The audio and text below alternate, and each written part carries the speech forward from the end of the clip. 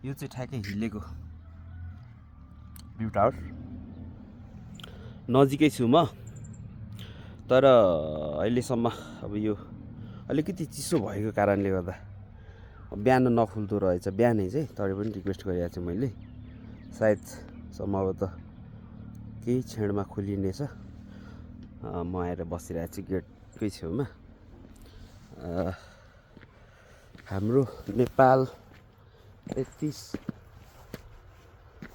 प्राकृतिक रूपमा यति धेरै चाहिँ सम्पन्नता छौँ हामी भन्न चाहन्छु हामी नेपाली तर पनि हामी विविध कारणहरूले गर्दाखेरि देशको राजनीतिक स्थिरता नभइदिएकोले गर्दाखेरि र देशको नेताहरू देशप्रति हितमा काम नगरिदिएको हुनाले गर्दाखेरि र हामी आफै स्वयं जनताहरू पनि परिवर्तन नचाहने भएकोले गर्दा बोलीमा मात्रै परिवर्तन तर हामी मत परिवर्तन गर्न चाहँदैनौँ त्यो कुरामा अब एकदमै धेरै हामीले सेन्सिटिभ भएर लाग्नुपर्ने हुन्छ र अब पहिले त ल ठिक थियो विकल्प थिएन भन्ने कुराहरू रह्यो र अहिले पछिल्लो समयमा विकल्प प्रशस्त छ पार्टीहरू चाहिँ अत्याधिक मात्रामा नयाँ पार्टी उदाउँदै गरेका केही आशलाग्दाहरू छन् होइन छ नै त्यसले गर्दाखेरि पनि हामीले चाहिँ अब मत परिवर्तन गर्नुपर्छ योचोटि है मत परिवर्तन गर्न सकिएन भने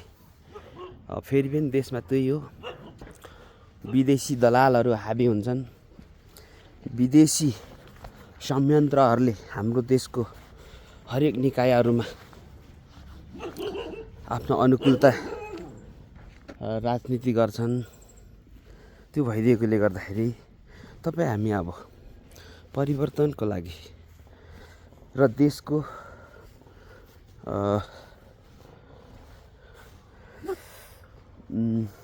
हाम्रो आर्थिक उन्नति सामाजिक उन्नति है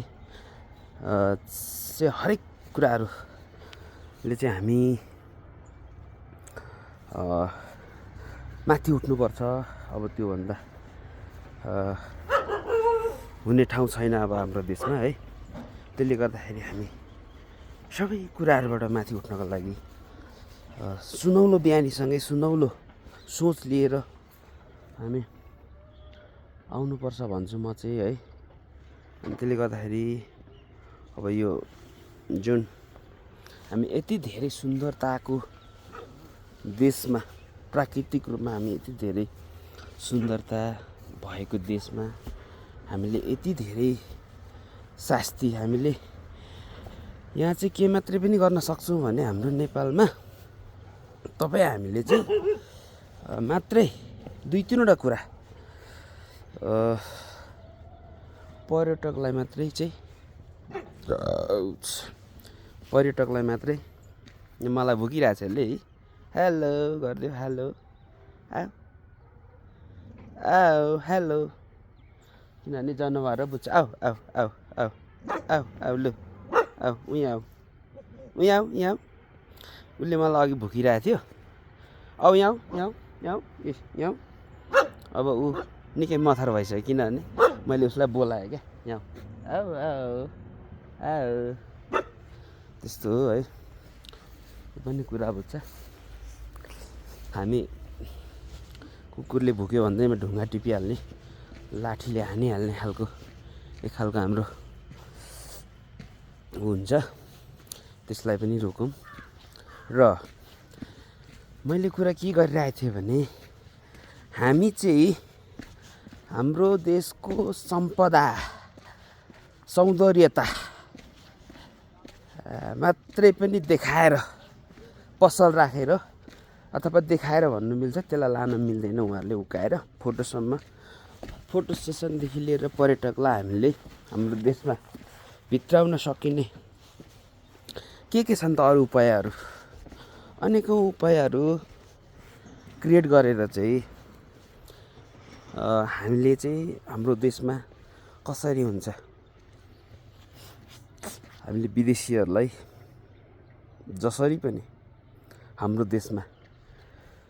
पर्यटनको रूपमा विभिन्न उद्योगहरू कल कारखानाहरूको लगानीको रूपमा ल्याएर चाहिँ हामीले हाम्रो देशलाई चाहिँ हामीले समृद्ध बनाउन सकिन्छ। यसो भनिराख्दाखेरि त तिमीले चाहिँ किन नगरेको भन्ने प्रश्नहरू आउन सक्छ। त्यो प्रश्नसँग म कुनै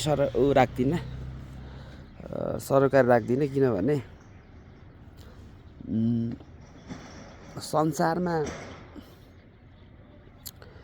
यति धेरै मानव छ, तैपनि हामी त्यो मानवभित्रको कुन मानवभित्रमा पर्छ, कुनमा पर्छौँ भन्ने कुरा हो। त्यसले गर्दाखेरि हामी है संयम हरेक कुराहरूमा हामी संयमित हुनुपर्ने स्थिति आएको छ। नेपाल भन्ने देशमा हामीले हरेक कुराहरू सोचेर निर्णय लिनुपर्ने भएको छ। त्यसले गर्दाखेरि सबैजना देशप्रति निष्ठा, वफादार, इमान्दार र इमान्दारीका साथ अगाडि बढौँ। त्यसैमा हाम्रो भलो हुनेछ, त्यसैमा हाम्रो जय हुनेछ भन्दै अहिलेलाई मेरो छोटो कुराहरू, मेरो मनमा लागेको कुरा यहाँ पेस गर्दै अहिलेलाई बिदा भएँ। हस् त, धन्यवाद सबैको, जय होस्।